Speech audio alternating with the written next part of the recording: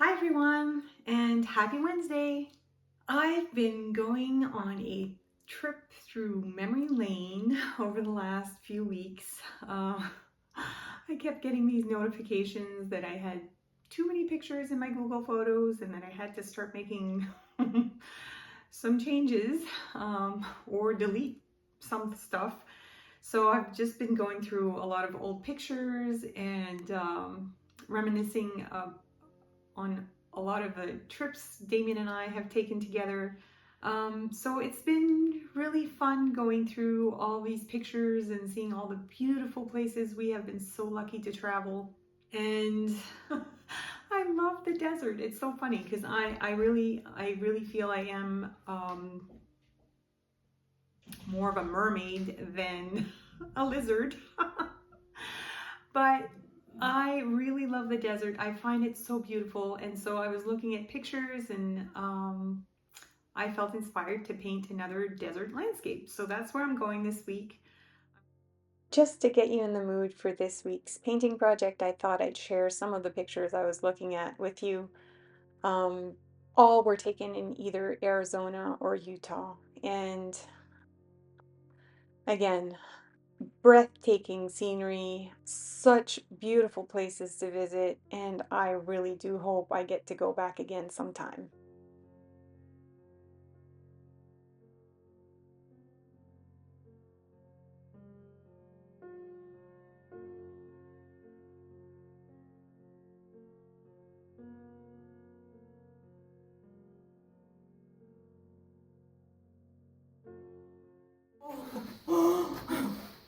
That's cool. Oh, wow. That is one of the coolest things I've seen in this lock canyon. Yeah. No wonder I took so many pictures. I mean, can you see why I'm so impressed with these landscapes? It is just amazing. And honestly, I could share pictures with you for hours. I have taken so many, but really that's not the point of today's video. Instead, I want to create a beautiful desert landscape painting and I would love for you to join me. So whether you feel like joining me with a paintbrush or a cup of your favorite brew, let's get going.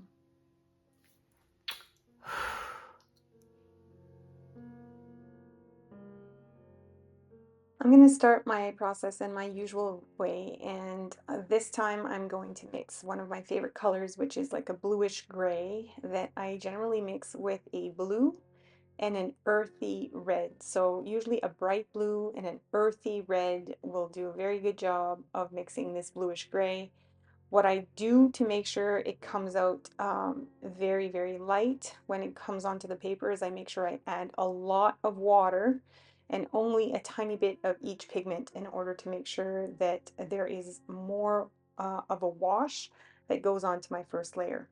And once I've added that first layer, I will sprinkle some salt, then let it dry and move on.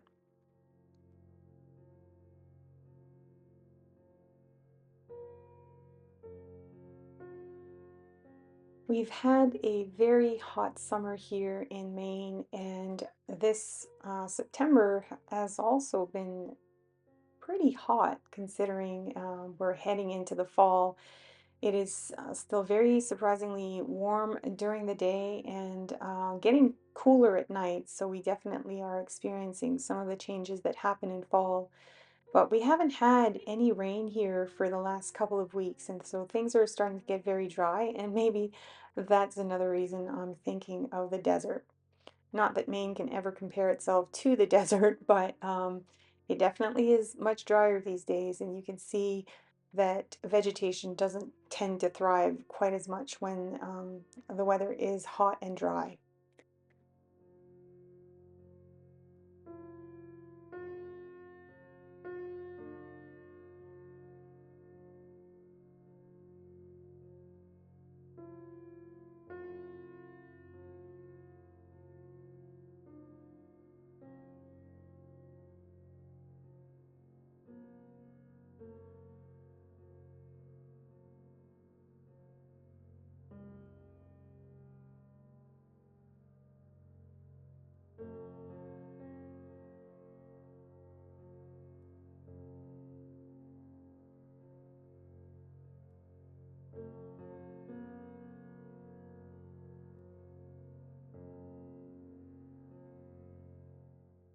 After removing all of the salt from my paper, I used a regular HB pencil and I gave myself a little outline. I drew myself a little outline of what it is I would like to create for this painting. As you can see, it's very light and I'm not creating any more details than what's already there, specifically because I want the paint to be telling the story, not my pencil. And so I've created these little guidelines and I'm going to start adding some color. And from there, the painting will basically develop as I go along. And I'll just keep making my decisions intuitively. Now, because I'm painting a desert landscape, I've gone ahead and I've added some water to a lot of the colors that I want to either consider including or I want for sure to include in my painting. And the first color I'm using here is raw sienna. It's a beautiful earthy yellow, and I thought it would go really well in this painting. I gave myself sort of a very big outline for my son. I kind of wanted to do something a bit different, but I'm not sure yet that I want to keep my sun this big. So I'm just going to keep progressing, adding color, and I will decide as I go along whether or not things are going to change. And with me, there's always the possibility of change. So flexibility is key.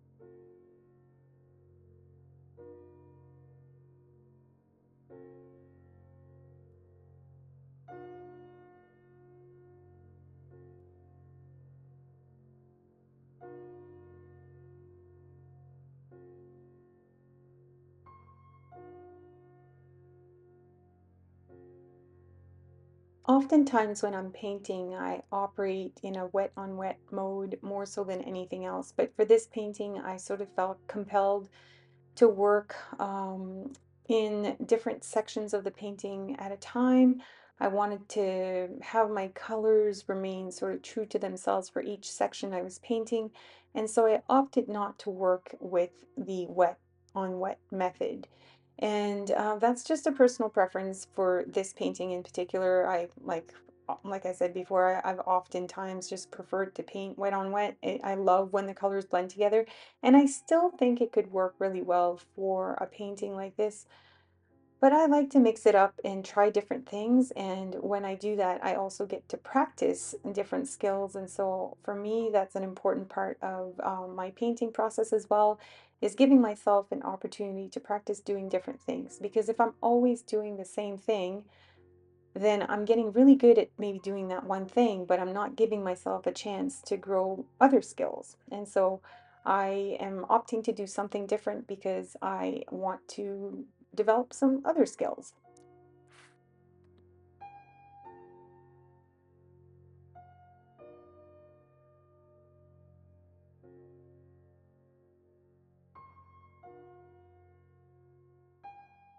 So because I'm not opting to work wet on wet for this painting in particular, you'll notice that I add color to a section. After I added color to that section, in many instances, I'll be adding some salt to that specific section that I just added color to. Then I let it dry and move on to adding color somewhere else. This is especially important again because I do not want my colors to blend together. I think it would look really nice if they did, but I want to do something different and I want to practice some different skills, so this is what I'm opting to do. It does, of course, require a bit more patience. And I know that can be tough because sometimes it takes a while for watercolors to dry on paper, especially if it's very humid, which thankfully right now it's not actually all that humid, so things are drying a little bit faster than normal. But I prefer to let my paint dry organically than to use a heat tool. I find that I get different effects with my salt if I'm letting things dry naturally versus drying them with a heat tool. Now, this is not always the case, but in this case in particular, I am trying to let everything dry organically before moving on to adding some more paint.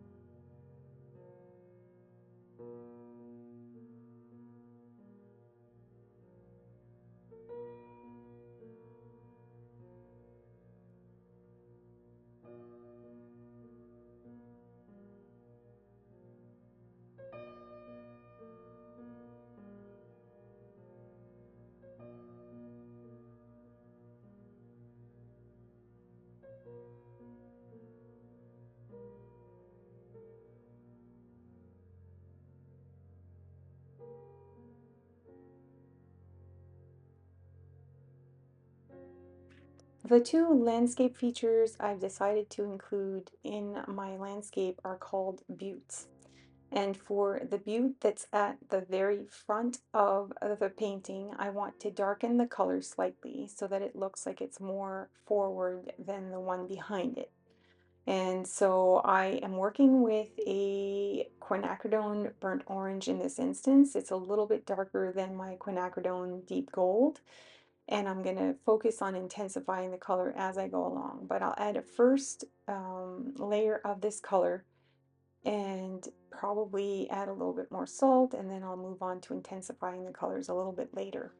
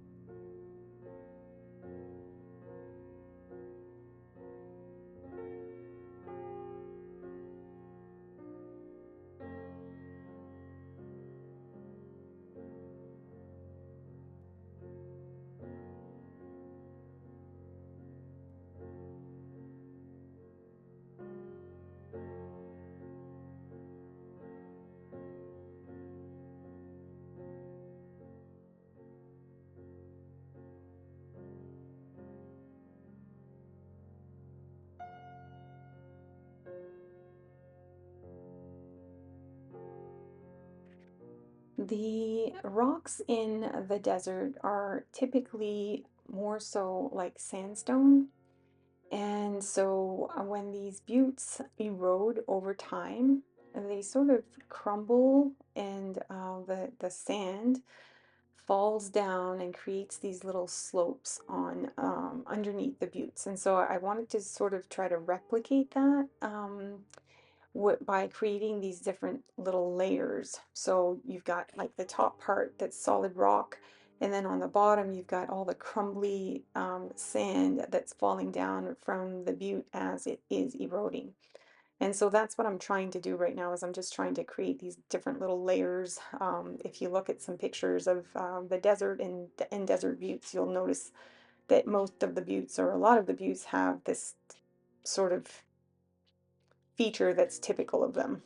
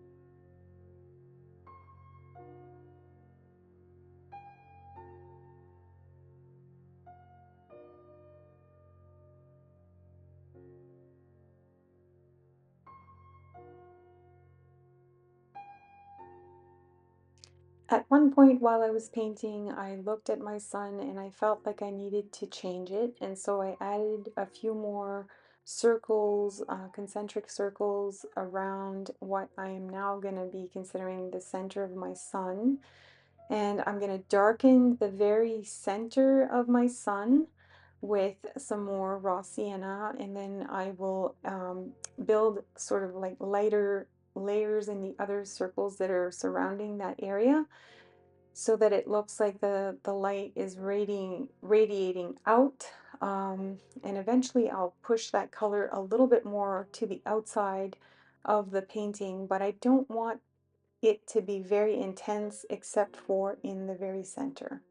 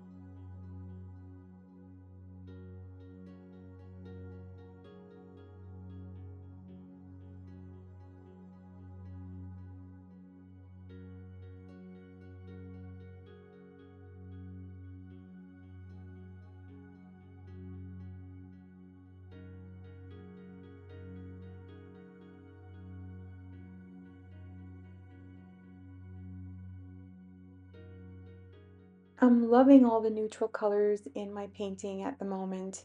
And at the same time, I want to add something that's going to really contrast against all these neutral colors because when you are in the desert, one thing I have noticed that is quite striking is the sky. It's usually a beautiful blue, and seldom are there many clouds in the sky when you're in the desert.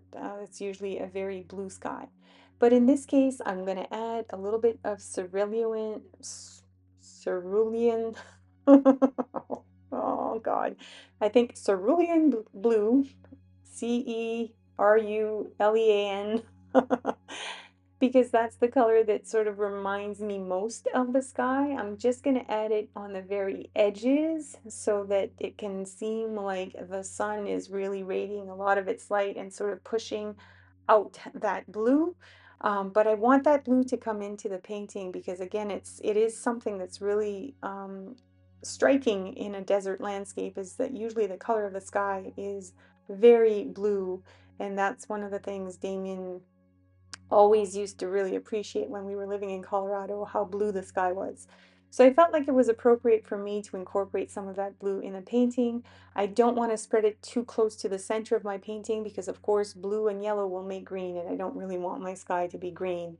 But I do want the blue to be relatively brighter on the outside and then a little bit more faded as it's coming into the inner circles.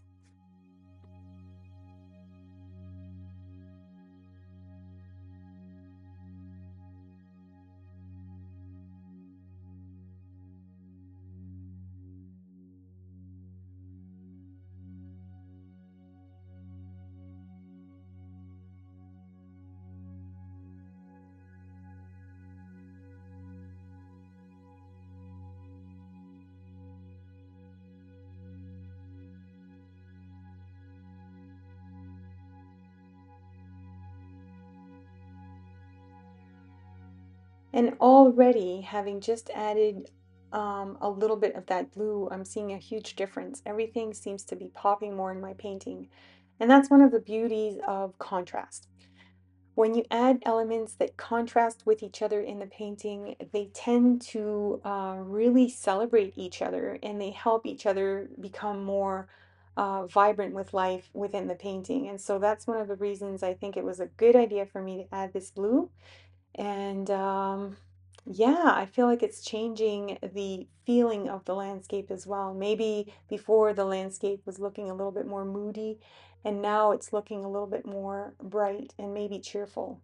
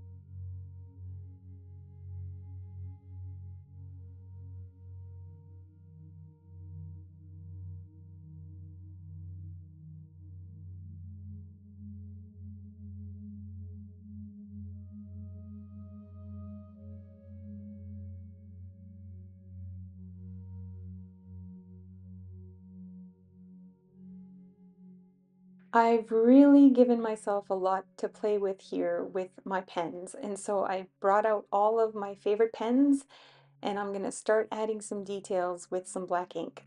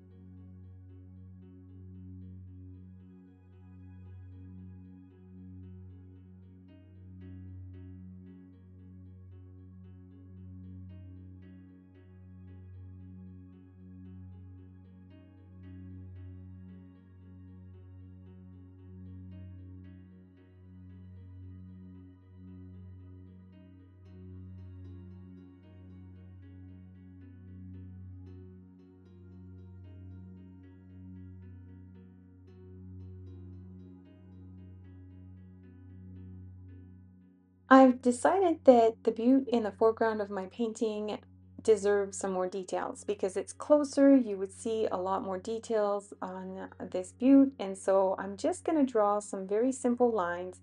In fact, because I wasn't 100% sure I wanted to commit to this, I actually took my pencil and I drew some very light lines initially just to see if I actually would like that. And once I was able to see those faint lines on the paper on top of my butte, I said, yes, this is a definite way, the definite way to go. And I feel ready to commit by adding my ink.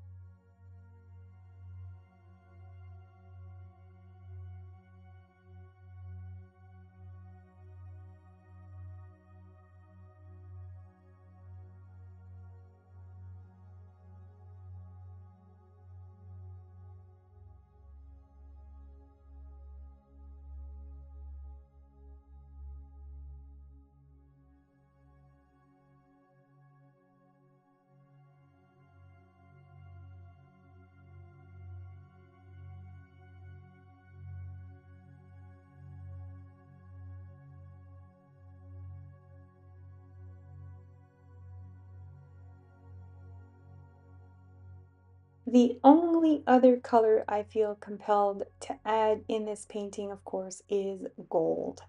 And for this painting in particular, I am going to work with a color called classical gold. It's a really earthy gold. It sort of has a little bit of a bronzish tinge to it that I really like, and I feel like it's going to complement the colors in this painting really well.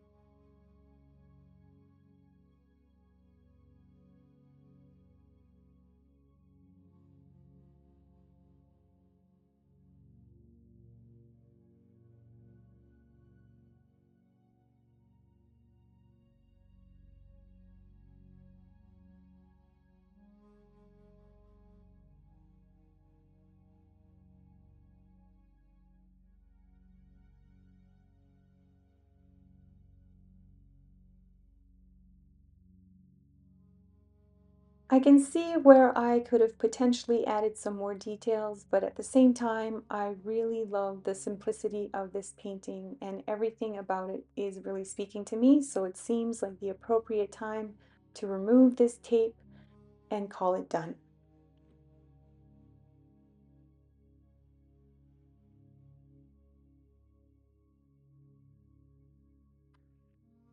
And maybe that's another thing I really appreciate about deserts. for all their complex shapes. There's something very simple about the spaces that just call you in to admire their beauty.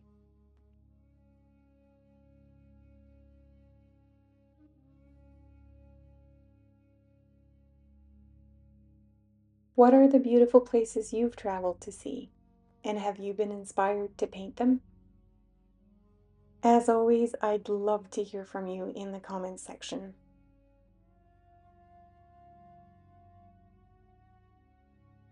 Thank you for making the time to join me on my creative journey. I hope you have a wonderful week and happy creating!